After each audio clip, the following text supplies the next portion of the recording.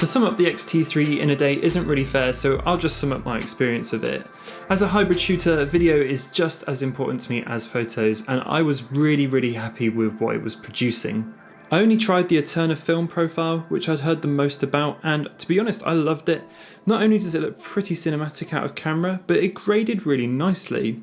It's flat enough to keep those highlights in check too, which was pretty nice.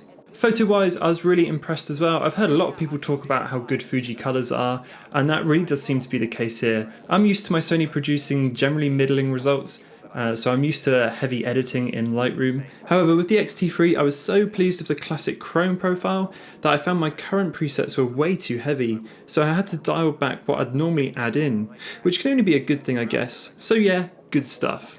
Interestingly enough, I found the physical controls to be the hardest thing to get used to. It really is about ripping your head out of menus and into these dials and buttons. If you've used older cameras like something like this before, then you probably find yourself being really natural with it, but for me it took some getting used to. Now, I did only get to try it with the kit lens, which is the 18-55, but I actually think it's a really nice lens, and it's certainly worth the extra £200 or £300 you'd pay for it when you buy it with the body.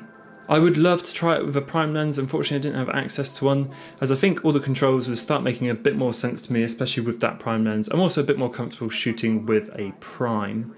I guess the big question is, would I buy one? And well, maybe. Amazing colours and great video aside, I still found it a little uncomfortable to film on, and I would really like some form of inbuilt stabilisation. I'm ready to go all in on a camera system, so I'd really like to wait around and see what Sony does with the A7S III, or even wait around for the Fujifilm X-H2, assuming they'll make one. Anyway, that rounds off my thoughts. This was just a short video of some initial impressions. I know I didn't go into raw photos or 10-bit F-log for video, but I feel those would take a little bit longer to get to grips with. I think for a lot of people this would be a fantastic camera, especially at the asking price, but for me, I'm ready to wait it out just to see what the competition come up with. Anyway, I hope you enjoyed the video. If you did, pop a like. If you loved it, pop a sub, and I will see you all in the next one.